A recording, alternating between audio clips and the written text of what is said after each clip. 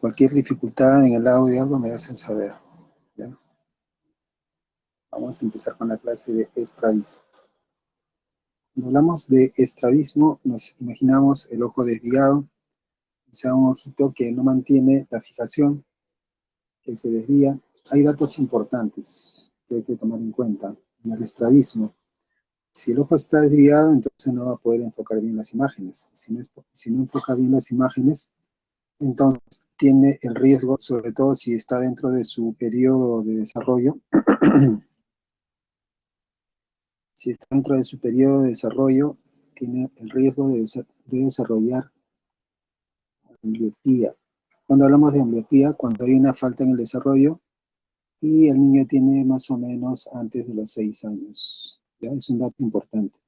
Si el ojo está desviado, entonces este ojo el cerebro lo anula, porque el cerebro a esa edad tiene la capacidad de anular, de bloquear la imagen por el ojo desviado, ¿ya? Otro dato importante es si el niño tiene su visión, su mundo es de la visión de cerca, entonces lógicamente si se anula la visión de cerca, tendrá más riesgos de hacer ambliopía. ¿Y en qué refracción se anula la visión de cerca o se disminuye? En la hipermetropía. O sea, de las refracciones, la hipermetropía es mucho más ambliopizante. Mucho más ambliopizante. También tenemos que acá, digamos, recordar algo que seguramente han hecho en refracción, que los niños necesitan una buena refracción. Y el problema con los niños es que tienen un alto poder de acomodación. Los niños se acomodan demasiado. Entonces, le hacemos una refracción y sale miope. Y le hacemos otra, sale hipermétrope. Entonces, no podemos confiar en una refracción normal, que es lo que hay que usar cicloplegia. Entonces la cicloplegia es mandatoria. En el caso de los niños hay que hacer una refracción con cicloplegia. Ya ustedes se acordarán cuáles son las gotitas cicloplégicas, pero para la refracción usamos una de corta duración, como la tropicamida. En algunos niños se usa el ciclopentolato. La cicloplegia entonces para los niños, para la refracción en niños. Acuérdense que la cicloplegia también se usa para calmar los dolores en las uveitis, en las queratitis, pero en ese caso ya usamos una gota que dure más tiempo, como la atropina, los cicloplégicos.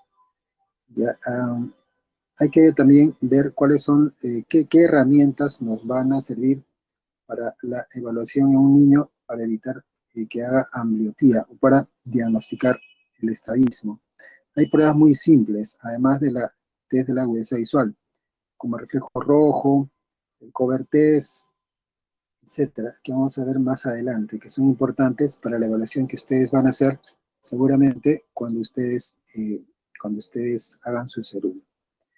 Hay de todos los signos de los niños, hay varios muy destacados, pero es importante, seguramente que ya les han dicho, remarcar el signo importante de la leucocoria. O sea, la leucocoria es muy importante para la evaluación del niño. Si un niño viene, sea por cualquier motivo, a la evaluación con el médico general en el serum, si el médico ve una pupila blanca, ese es un signo de alarma. Podría tener un tumor, el retinoblastoma, siendo la causa más frecuente una catarata congénita, ¿no?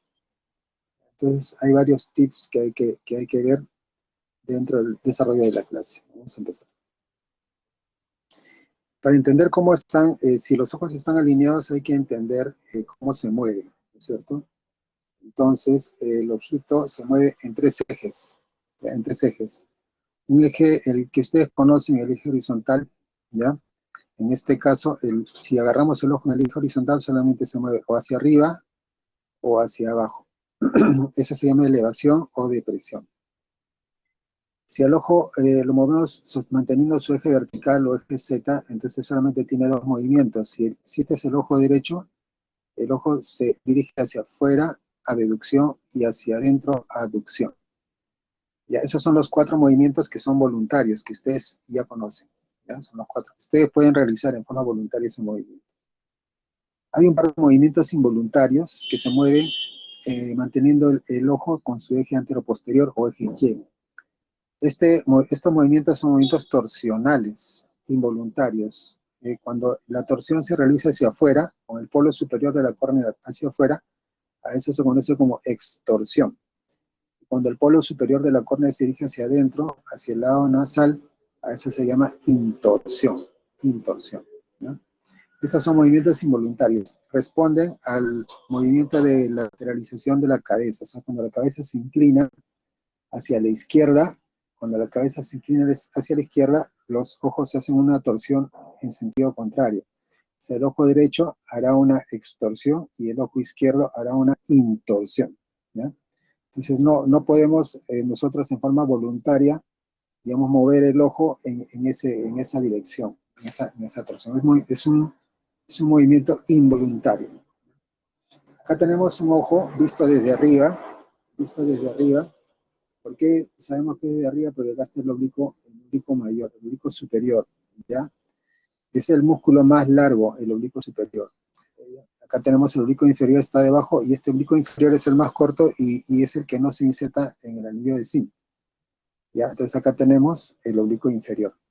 Si nos damos cuenta, el eje anteroposterior no coincide con el eje de la órbita, ¿no? Que el eje de la órbita sí coincide con el eje de los músculos rectoverticales, ¿ya? Pero no coincide. Entonces, eso influye en el movimiento o en las acciones que tiene cada uno de los músculos. Entonces, como son 6 músculos, necesitamos dividir los movimientos del ojo en 6 direcciones, una dirección para cada uno de los músculos. Entonces, cuando le decimos al paciente que mire hacia afuera, este es el ojo derecho.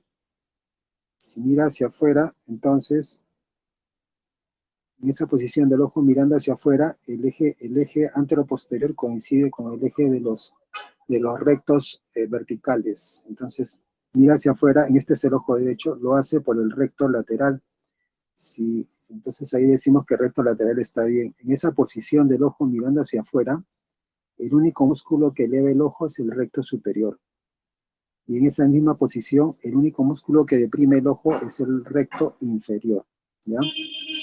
Entonces ahí ya hemos evaluado 3 músculos, el recto lateral, el recto superior y el recto inferior.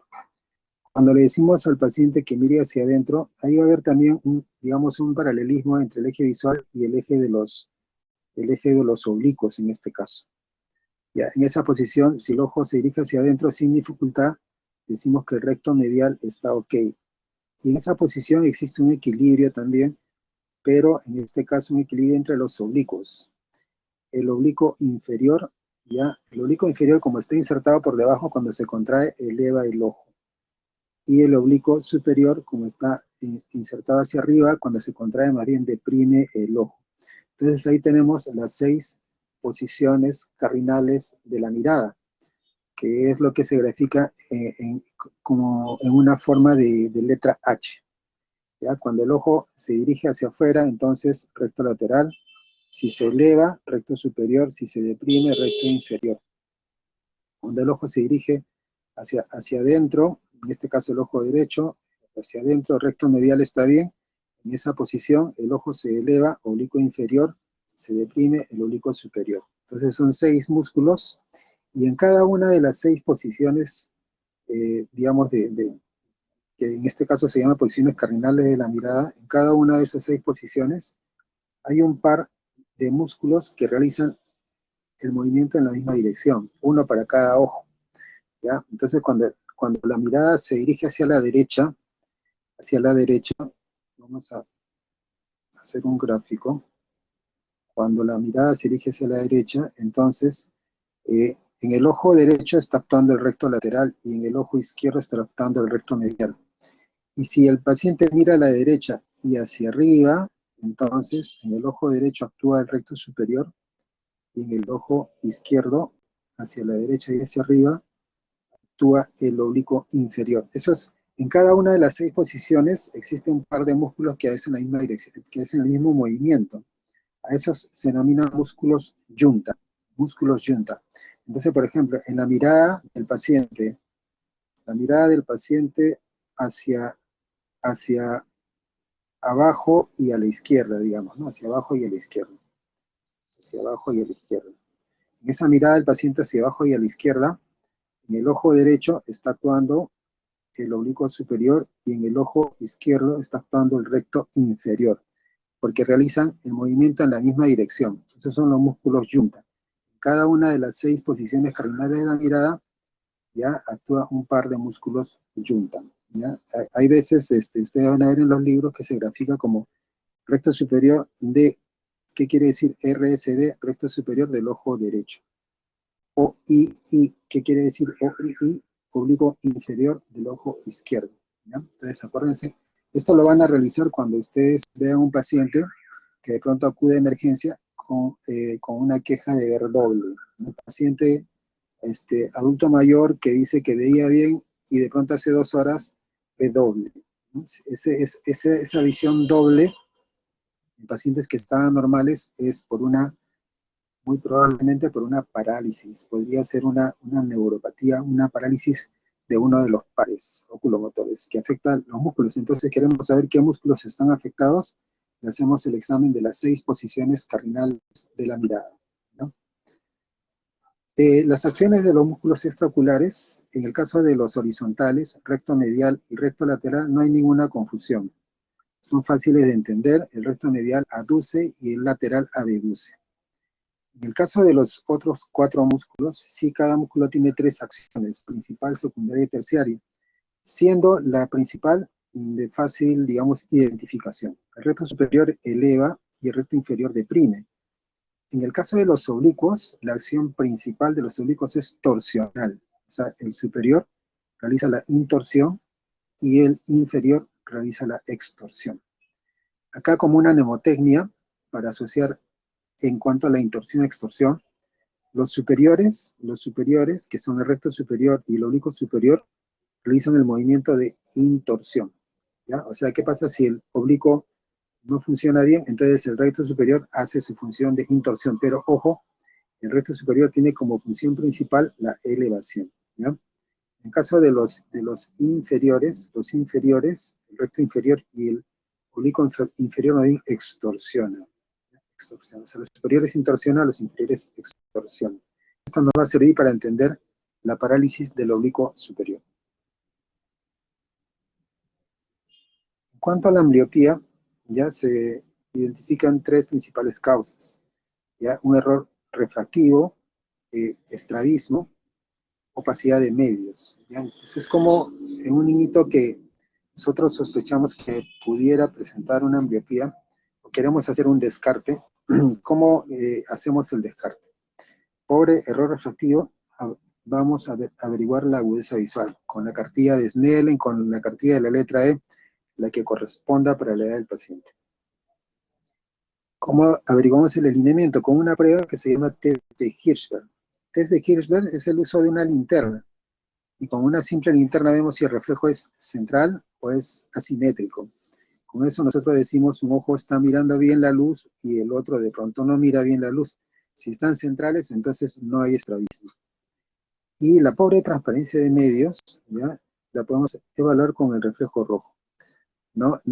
Lo ideal sería tener un oftalmoscopio directo, la pupila dilatada, iluminar con un cuarto oscuro y entonces ver el reflejo rojo. Pero si no, hasta con las cámaras que tienen flash también sale el reflejo rojo. Es más, algunos que comparten fotografías pueden ver si es que los niñitos tienen o no tienen reflejo rojo, ¿no? Entonces, por error, ¿qué pasa? En el error refractivo hay un ojo que ve bien y el otro ojo ve borroso. Entonces, ese niño probablemente no se dé cuenta que tiene una dificultad hasta que no se tapa el ojo que ve bien. En el estrabismo sí, el padre, todos se dan cuenta que hay un ojo desviado, entonces, y cuando tienen la duda, con una linterna se hace el test de Hirschberg y se diagnostica si tiene o no tiene. En la pobre transparencia de medios, por ejemplo, una catarata congénita, las cataratas congénitas son muy ambliopizantes. Las cataratas congénitas son muy ambliopizantes. En especial la catarata total, ¿ya? La catarata total. Si hay una catarata total, esa se debe operar a edades muy tempranas. Algunos mencionan antes de las 6 semanas de vida. La catarata total es muy ambliopizante. En los tres, el cerebro identifica que hay una mala información que viene por uno de los ojos y el cerebro, como es plástico, entonces elimina la información, elimina el desarrollo de la información de ese ojo y por lo tanto elimina su desarrollo visual. Y solamente desarrolla la visión del ojo que ve bien. Acuérdense de la cartilla de la letra E, la cartilla de Snellen.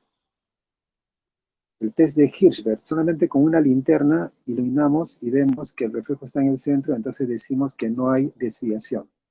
La desviación manifiesta no la tenemos ahí, ¿ya? Porque son centrales y están un poquito al lado nasal, casi nada.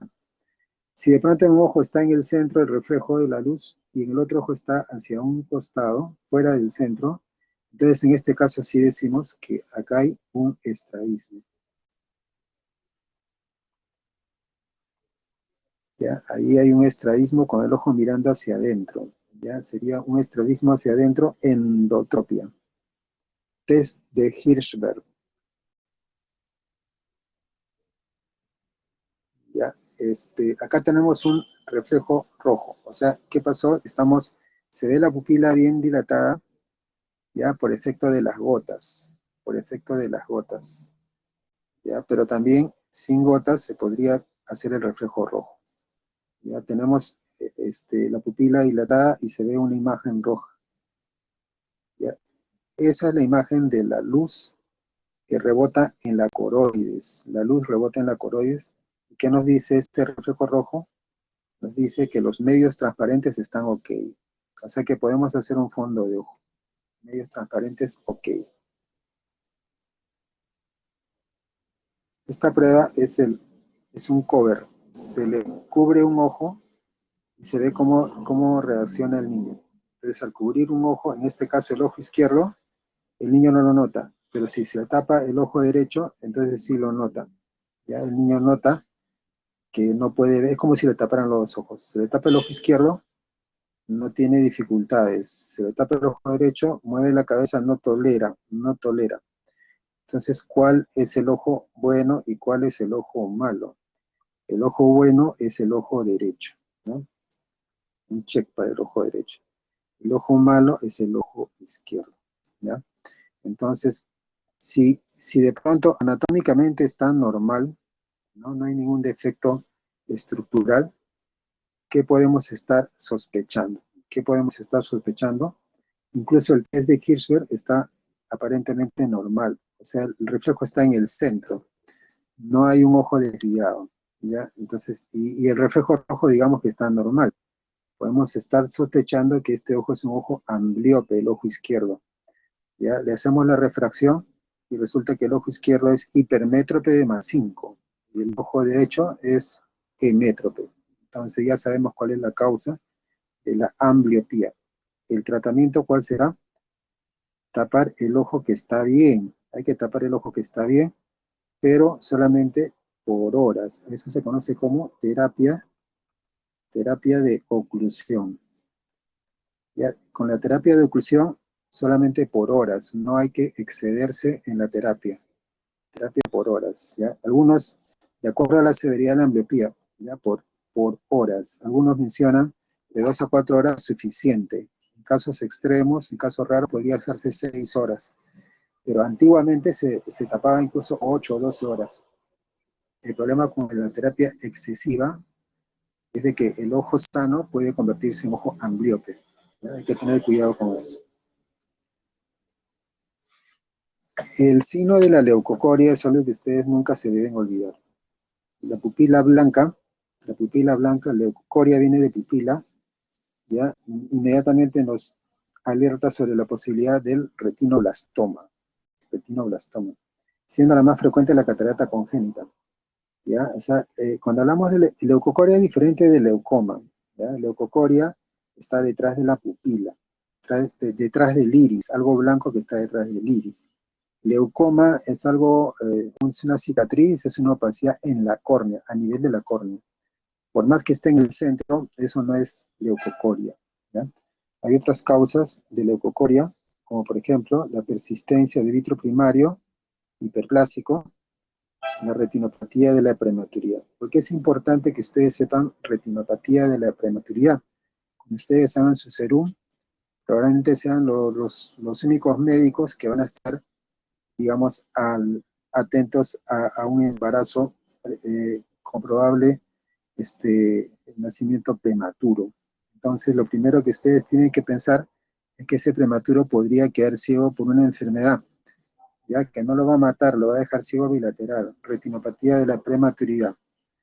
Ya, menos de 32 semanas de gestación, menos de 1.500 gramos de peso, alarma, necesita evaluación por oftalmología de todas maneras. Porque cuando la retinopatía de la prematuridad, que tiene 5 estadios, presenta un desprendimiento de retina total, también da leucocoria, ¿ya? Retinopatía de la prematuridad. Si el paciente tenía retinoblastoma, ya después puede regresar con un tumor que ya es irresecable, ¿no? Retinoblastoma, leucocoria. El estrabismo es una alteración en el alineamiento de los ejes. Cuando se ve que el ojo está desviado, eso se conoce como tropia, ¿ya? La tropia es el estrabismo manifiesto, tropia. Latente es foria, ¿ya? Es un estrabismo que no se ve, pero que se evidencia al tapar uno de los ojos. Existen diferentes, digamos, en la etiopatogenia es muy compleja, hay varios factores. La herencia es uno de ellos, ya afecta a un 4% de la población, la herencia. Una falla en cualquiera de los niveles de la formación de la visión binocular. Por eso es que el retinoblastoma no solamente se presenta como leucocoria, sino también se podría presentar como estrabismo. Es más, la primera forma de presentación del retinoblastoma es leucocoria, ¿ya? La segunda, estrabismo, y la tercera, uveitis, o si quieres, inyección ciliar, ¿no? Uveitis, también puede haber glaucoma, etc. ¿Ya? Entonces, si un niño de 3 años acude a la consulta con leucocoria, estrabismo y ojo rojo, inmediatamente piensan en retinoblastoma. ¿Ya? Entonces, los niños no toleran la visión doble, pero por lo tanto el cerebro anula la visión que viene por el ojo desviado. Entonces, normalmente la visión debe completarse a 20/20 más o menos a los 6 años. ¿Ya? Si es que no se completa, entonces ahí puede haber una ambliopía. Luego de que cumple los 6 años es bien difícil retroceder la ambliopía. Dentro del rango del periodo de desarrollo, sí, con la terapia de oclusión se podría mejorar, ¿no? Incluso hay niños que tienen 20/200, podrían mejorar hasta 20/30, 20/25 y con mucho esfuerzo hasta 20/20, pero tiene que ser dentro de su periodo de desarrollo. No hay que excederse en la terapia oclusiva porque podría haber ambliopía inversa. Del estrabismo, ¿cuál es el tipo más frecuente? De estrabismo, los horizontales. Y de los horizontales, el estrabismo derivado hacia adentro, ¿no? La esotropia o endotropia. Es lo más frecuente. Cuando el ojo se desvía hacia adentro, esotropia. Cuando se desvía hacia afuera, exotropia. Cuando se desvía hacia arriba, hipertropia. Hacia abajo, hipotropia. Eso es de acuerdo al tipo de desvío. De acuerdo a la edad de inicio, hay un límite de 6 meses. Antes de los 6 meses, congénita. Y luego de los 6 meses, adquirida. ¿Ya? Dentro de la adquirida hay un estrabismo que se presenta a los 2 años y medio que tiene relación con la acomodación excesiva, ¿ya? Eso se conoce como isotropia acomodativa. De acuerdo a la clasificación, podría ser que afecte a un ojo nada más, monocular. En ese caso, hay un ojo dominante y hay un ojo amblíope. O podría ser alternante, ¿ya? De acuerdo al grado de variación del desvío según la posición de la mirada. Concomitante, o sea, está desviado un ojo, pero en las 6 posiciones se mueve con libertad. O no concomitante. En el caso un ojo se mueve bien y el otro ojo está, digamos, con una parálisis o con una restricción al movimiento. De acuerdo al estado de fusión, foria, el latente, tropia, manifiesto y un estadio intermitente. Acá tenemos la prueba de Hirschberg, ¿no? Se iluminan ambos ojos y se ve que el reflejo está en el centro. Entonces, por más que tenga un pliegue nasal superior que concluye la visualización de la esclera, y es lo cual trae a la madre muchas veces a la consulta pensando que este ojo está desviado, nosotros con la linterna podemos decir que no, que los reflejos están centrales, por lo tanto los ojos están alineados, ¿ya? Eso no quita que de todas maneras lo manden al oftalmólogo, ¿no? Pero ustedes ya pueden ir avanzando con este examen, que es el test de Hirschberg, con una simple linterna. Este pliegue nasal superior es el epicanto y es la principal causa de pseudoestrabismo. El epicanto es la principal causa de pseudoestrabismo. Cuando hay epicanto, se sospecha, o digamos, pareciera que fuera una pseudoesotropia, con el ojo desviado hacia adentro. Pseudoexotropia también puede haber por una distancia interpupilar incrementada, pero es más raro. El cover test entonces diferencia tropia de foria. ¿Ya? Cuando tapamos un ojo y el otro ojo se mueve, ¿eso qué quiere decir? Que acá hay una tropia, o sea, que tenemos un estrabismo manifiesto. Si tapamos un ojo y ese ojo, al tapar el ojo se mueve, al taparlo, ¿eso cómo sabemos si se mueve? Cuando quitamos la oclusión, vemos que el ojo retoma su lugar centrado. O sea que hizo un movimiento al taparlo. Entonces, ese es un estrabismo latente, foria. Entonces, el cover test diferencia tropia y foria. Si mueve el ojo destapado, tropia. Si mueve el ojo al destapar, foria. ¿Ya? El cover test detecta la desviación manifiesta. El cover test, ¿ya? Porque se mueve el ojo que no está tapado. Y también disocia la fusión binocular, por eso es que al disociar, al tapar un ojo, disocia la fusión y ese ojo se va a su estadio de reposo. Normalmente los miopes tienden a irse hacia afuera, exoforia, y los hipermétropes tienden a irse hacia adentro, endoforia o esoforia, como quieran, ¿no? También diferencia un estrabismo monocular, donde hay ambliopía, de un alternante, ¿ya? Eso lo vemos por acá. Ya, acá tenemos, por ejemplo, ¿no es cierto?, que hay un ojo desviado, hacemos el test de Hirschberg, un ojo está en el centro, el otro ojo está hacia un costado, tapamos el ojo que nos está mirando y el otro ojo se mueve porque quiere ver también la luz. Entonces acá tenemos un movimiento del ojo descubierto, estamos viendo una tropia. Quitamos la oclusión y todo regresa al estadio inicial. El ojo izquierdo toma el control, el desviado es el derecho. ¿Qué concluimos? Ojo dominante izquierdo, ojo derecho ambliope, así como en este caso. Desviación del ojo derecho, el ojo izquierdo nos está mirando. Tapamos el ojo izquierdo y el ojo derecho se centra. Quitamos la oclusión y nuevamente se desvía porque el que toma el control es el izquierdo, que es el ojo dominante. El derecho no ha desarrollado su poder de fijación, pero por lo tanto es ambliope. Miren, en este caso, el ojo desviado, el derecho se tapa el izquierdo, pero siempre el izquierdo toma el control. Ya siempre toma el control. Ya, entonces ahí tenemos un ojo dominante y ambliopía. En este caso, al tapar el ojo, el otro ojo se mueve, pero al quitar la oclusión,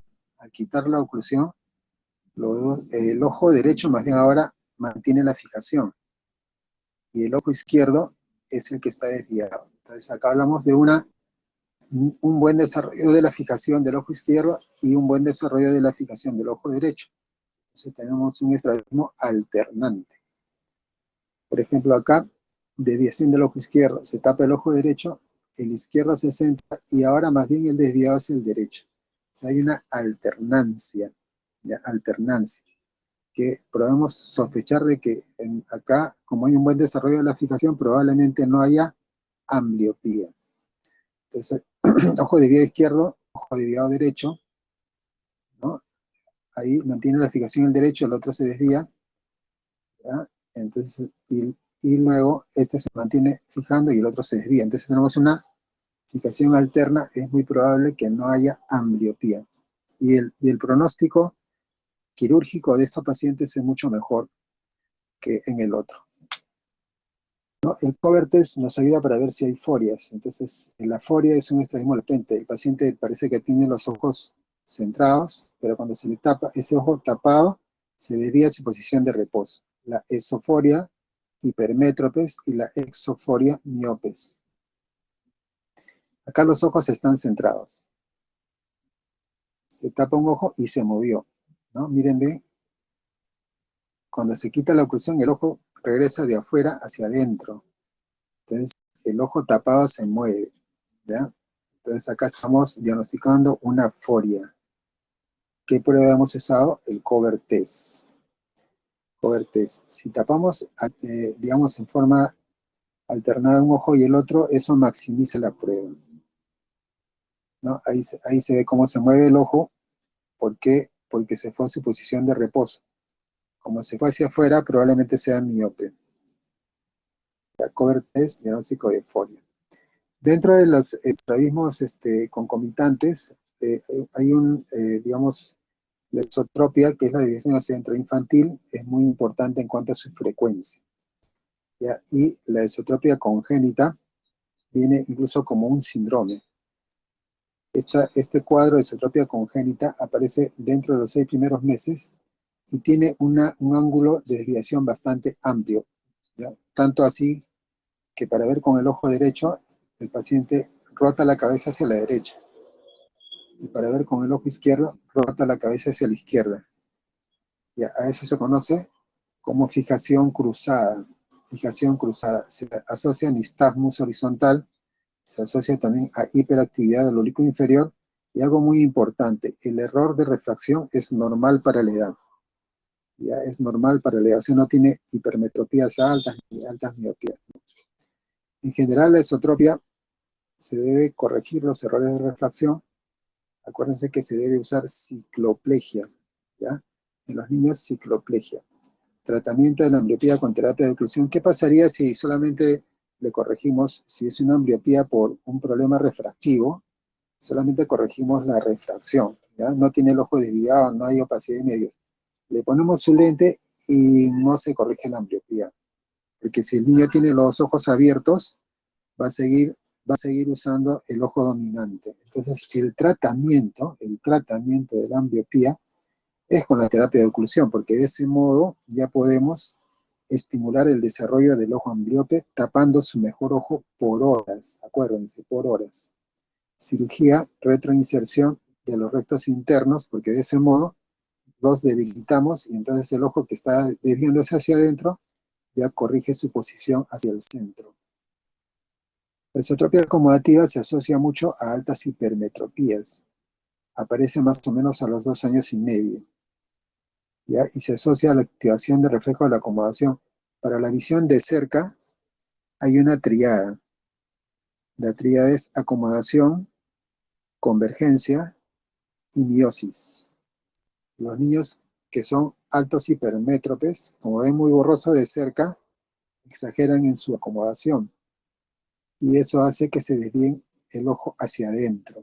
Entonces la esotropia acomodativa, por un exceso de acomodación, se asocia a las altas hipermetropías, como en este caso.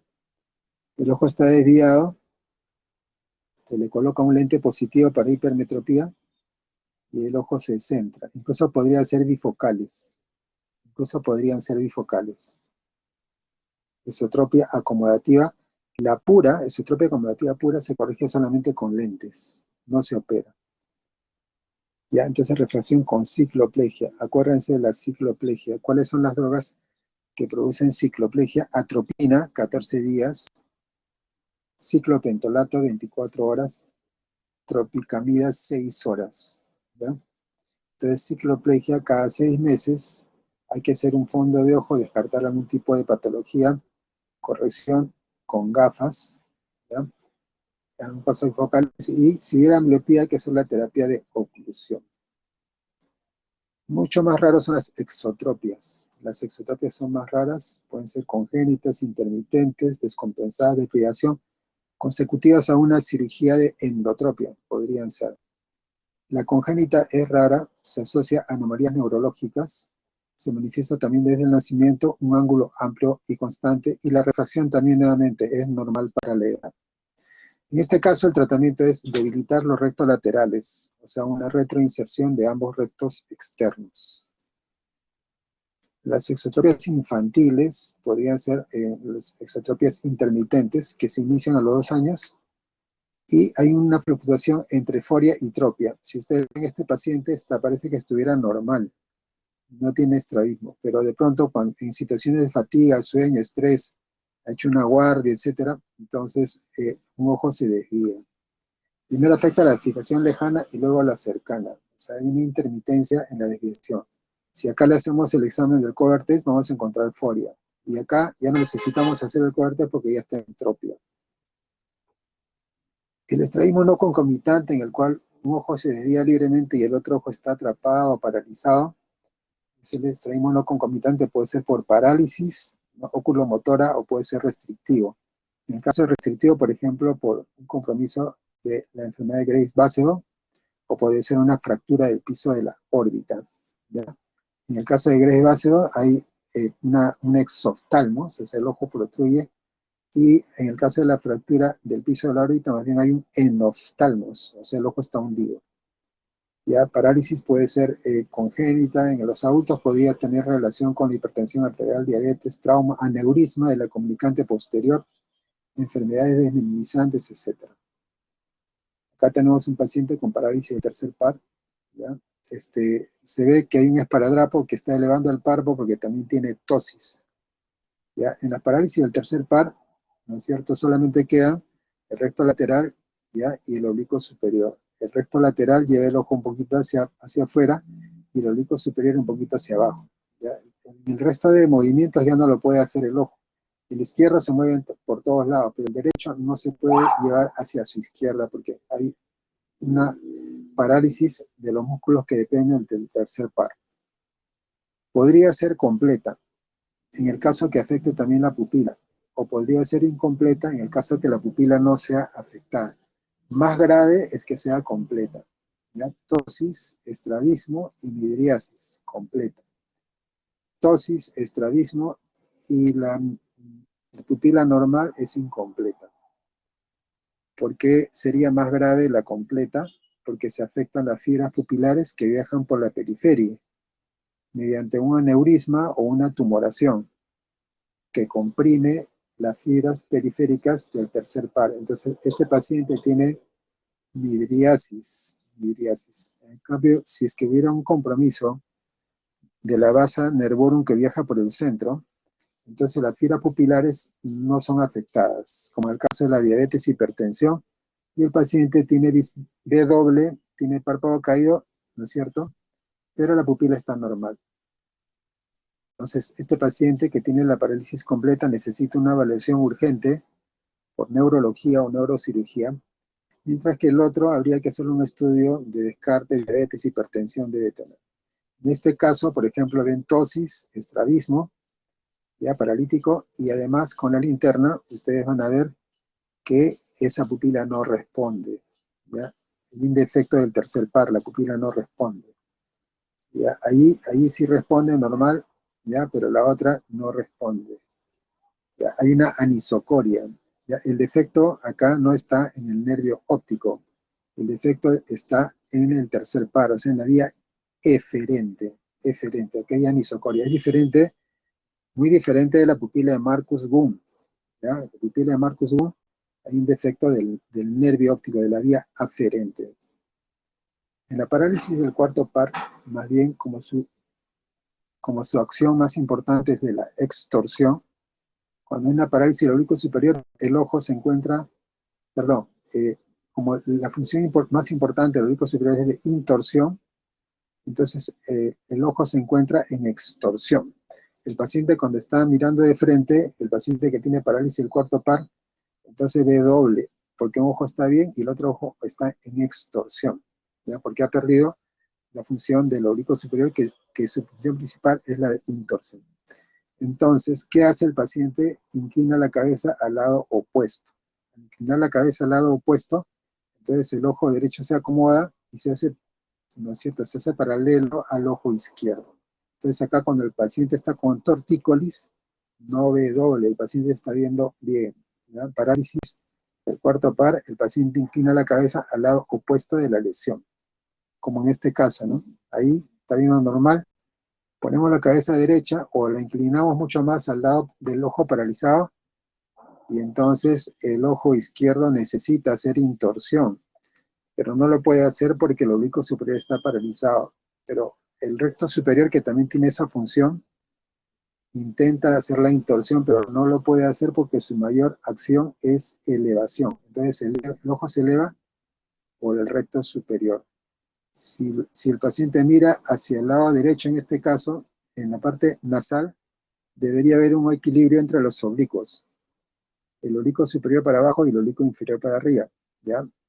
Pero como el oblicuo superior está paralizado, entonces el ojo se eleva por el oblicuo inferior. En el caso de la parálisis de sexto par, hay una dificultad en el movimiento del ojo hacia afuera. Acá ven que el ojo izquierdo se mueve para todos lados sin dificultad, pero el ojo derecho no. El ojo derecho no puede ejercer su movimiento lateral hacia afuera, no lo puede hacer. Hacia adentro sí. Entonces hay una parálisis del sexto par. En general, el tratamiento del estrabismo debe corregir los vicios de refracción. Acuérdense de la cicloplegia. Tratar la ambliopía, solamente terapia de oclusión por horas nomás, promedio 4 horas. Tratamiento quirúrgico debe corregir la desviación. Se prefiere hacer el tratamiento quirúrgico más o menos a los 18 meses, de 18 a 24 meses de nacido. Ya más o menos ahí es el rango en el que se deberían operar los estrabismos. Ya hay que tratar la enfermedad de fondo. Si tenemos una catarata congénita total, el niñito debe ser operado de la catarata antes de las 6 semanas de nacido. La retroinserción, ¿no?, es sacar el músculo de su inserción y suturarlo a regiones posteriores, debilita el músculo, ¿no?, como se hace, por ejemplo, en la endotropia. Es una retroinserción de los rectos medios. Y la resección aumenta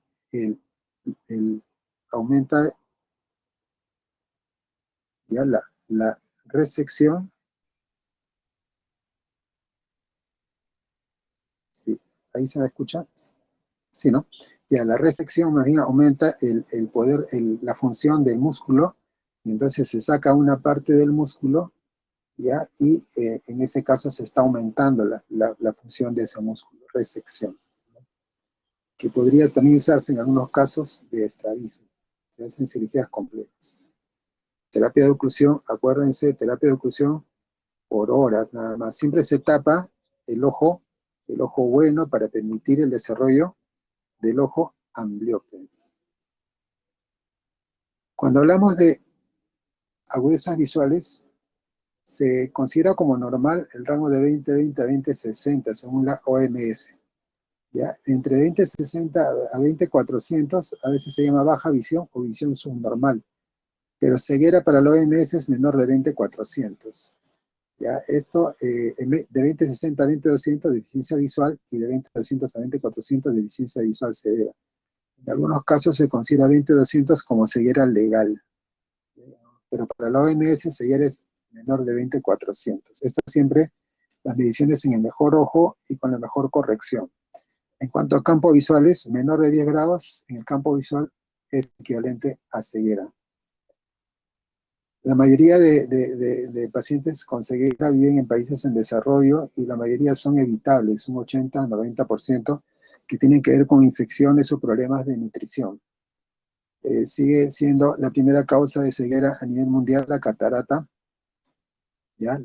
La segunda causa el glaucoma, pero el glaucoma es la principal causa de ceguera irreversible. Luego viene la retinopatía diabética y en países desarrollados la degeneración macular senil está aumentando en su frecuencia. La mayoría de ciegos entonces están en esta zona del África, Asia, ¿ya?, principalmente por el tracoma, que es la principal causa de ceguera infecciosa a nivel mundial, tracoma. En el Perú, catarata, glaucoma y retinopatía diabética, más o menos siguiendo las estadísticas mundiales, en ese orden. Existe, digamos, en cuanto a su pronóstico, algunas patologías, como por ejemplo el pterigium. El pterigium puede ser prevenible. Si hay paciente que se expone mucho a la radiación ultravioleta, los que viven en las alturas o cerca del Ecuador y tienen antecedentes familiares tienen más riesgo de hacer pterigium. El pterigium puede incluso cubrir la pupila y llevarla a la ceguera. Entonces, se puede prevenir. El tracoma, lógicamente, ¿no? Que depende de la situación socioeconómica donde no hay una buena salubridad. Y también se puede prevenir si ustedes de pronto se van al África y entonces tienen que tomar su pastillita de citromicina, llevar su tetraciclina, puente, etc. La seroftalmia, hipovitaminosis A, definitivamente con una buena nutrición, ¿no? Oncocercosis, en algunas zonas hay ceguera por oncocercosis, ¿ya? Ivermectina ha logrado disminuir mucho estas zonas endémicas. Curable, catarata, ¿no? La catarata se opera y el paciente con su lente intraocular puede llegar a una visión de 20/20 normal. Tratable, glaucoma, retinopatía diabética, depende, ¿no es cierto?, en qué estadio se encuentra. Relativamente curable, opacidades corneales, porque si tienes un leucoma, se puede hacer un trasplante, pero el trasplante también depende, podría haber un rechazo. Podría ser que tenga múltiples rechazos y no se pueda recuperar. Relativamente tratable o no tratable, degeneración macular. Acuérdense que la degeneración macular tiene dos estadios. La seca, degeneración macular seca es la más frecuente, ya seca. Y la húmeda, la húmeda puede haber con presencia de sangre y todo, se tienen que usar antiangiogénicos. El tracoma es producida por la clamidia trachomatis de los serotipos de la A a la C, trachomatis. Acuérdense de tracoma, AC, tracoma, serotipos del A a la C. Su vector es la mosca y se presenta como una conjuntivitis que empieza en la niñez. Una conjuntivitis que empieza en la niñez y más o menos a los 50, 60 años hace ceguera bilateral. Forma panos, puede haber liquiasis, leucoma, úlcera corneal, etcétera. Bilateral, el paciente queda ciego. Ya, la hipovitaminosis A sigue siendo la primera causa de ceguera infantil, se asocia a altas tasas de mortalidad en esas zonas. ¿Ya? Entonces, si hay, también puede haber alguna otra enfermedad como sarampión, va a ser mucho peor. Hay signos de la seroftalmia, ¿no? El ojo seco, la cirrosis conjuntival y corneal, acá se ve muy bien cómo la conjuntiva está reseca, ¿no? El menisco lacrimal es muy pobre y también la córnea está muy reseca, ¿no? Manchas de Vitot, que son formaciones en forma de placa en la conjuntiva temporal, tienen una forma espumosa, irregular, muy definida, ¿ya? Hipovitaminosis A, manchas de Vitot, hipovitaminosis A. ¿No?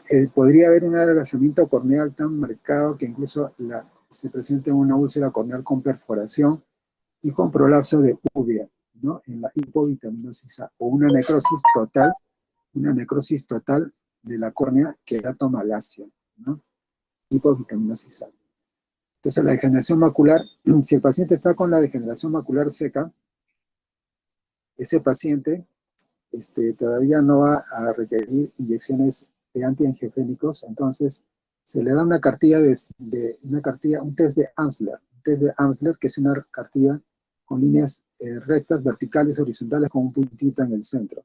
Entonces se le dice que haga un examen semanal, ojo por ojo, y si es que el paciente comienza a ver las líneas distorsionadas, ¿eso qué quiere decir? Que hay una membrana neovascular debajo de la mácula o un sangrado. Entonces inmediatamente sospechamos que está pasando a la fase húmeda. Entonces ese paciente tiene que tener una evaluación porque se le puede ser, ¿no es cierto?, una indicación de terapia con antiangiogénicos. Test de Amsler, ¿cómo se llama esta visualización de las líneas rectas? Así onduladas, metamorfopsia. ¿No? La metamorfopsia también se puede presentar en cualquier problema de la mácula. Podría ser un desprendimiento de retina que recién está tomando la mácula, puede dar metamorfopsia. Podría ser una paciente que está con toxemia, una embarazada que tiene toxemia y tiene un desprendimiento de retina serosa, también puede dar metamorfopsia.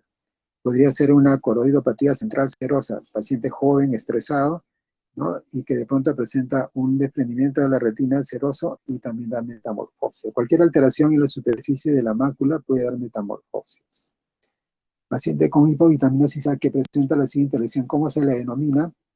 Manchas de Vitot, hipovitaminosis A. Madre de niño de 6 meses refiere que le parece que su hijo tiene el ojo izquierdo desviado, ¿no? Parece que el ojo izquierdo está desviado. ¿Cuál es la alteración que origina esta falsa apreciación? El epicanto. El epicanto es la principal causa de pseudoestrabismo. pseudoesotropia. Niño de 8 meses que presenta la siguiente alteración. ¿Cómo se denomina el signo oftalmológico que muestra la patología? Acá hay dos signos, ¿no es cierto?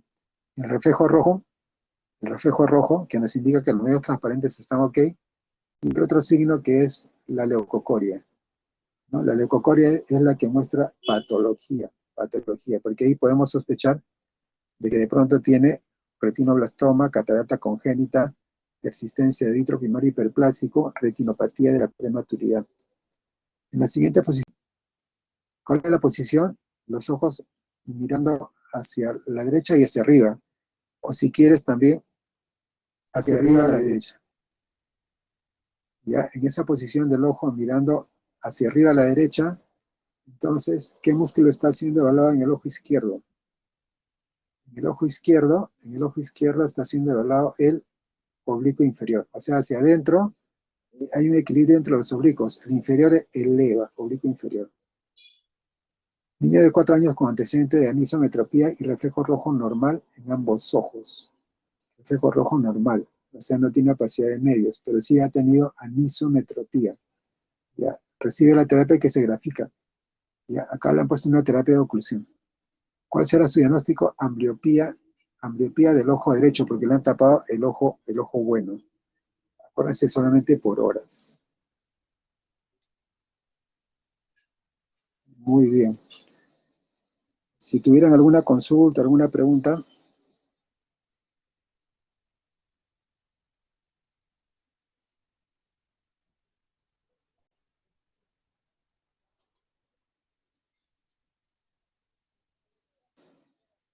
Ya, bueno, suerte en su examen.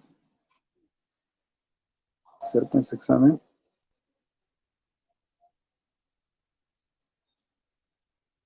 Hasta luego.